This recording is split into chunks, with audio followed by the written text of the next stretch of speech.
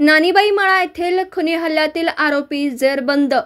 Sanjaynagar police Thane गुन्हे प्रकटीकरण शाखेची कामगिरी। सदर गुन्ह्याची बातमी पोलीस ठाण्यास कळताच घटनास्थळी पोलीस ठाणेकडील अधिकारी व अंमलदार रवाना होऊन तात्काळ जखमी सिव्हिल हॉस्पिटल सांगली येथे उपचारासाठी दाखल करण्यात आले होते।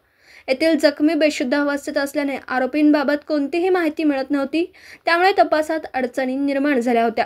गुन्ह्याचे गंभीर स्वरूप पाहता तात्काळ सदर गुन्हा उघडकीस आणण्याच्या सूचना माननीय पोलीस अधीक्षक श्री संदीप घुगे, माननीय उपविभागीय पोलीस अधिकारी श्री प्रणेल गिल्डा अतिरिक्त कार्यभार यांनी दिल्या होत्या।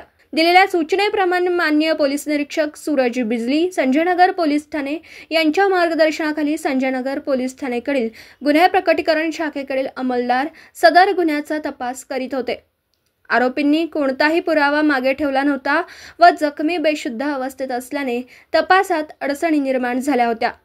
घटनास्थळाचे आजूबाजूचे परिसरातील सीसीटीव्ही तपासण्यात आले, परंतु स्पष्ट व उपयुक्त असं फुटेज मिळून आलं नाही।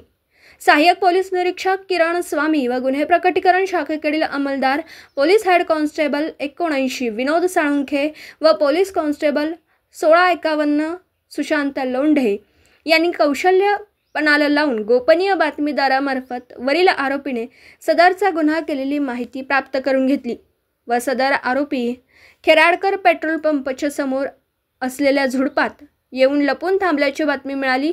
मिळालेल्या बातमीप्रमाणे तात्काळ त्या ठिकाणी रवाना होऊन सापळा रचून त्यांना पळून जाण्याची संधी न देता गुन्हा दाखल झाल्यापासून 24 तासाच्या आत सदर आरोपीस ताब्यात घेऊन त्यांच्याकडे अधिक चौकशी केली असता यातील जखमी हा आरोपींच्या मित्राच्या घरात वाकून बघत असताना आरोपींनी त्यास काय बघत आहे असं विचारलं असता त्याने शिवीगाळ करून हाताने मारहाण करू लागल्याने आरोपींनी रागाने त्याच्याकडील कोयत्याने त्याच्या डोक्यात मारून त्याचा खुनाचा प्रयत्न करण्याचा गुन्हा केल्याची कबुली दिली।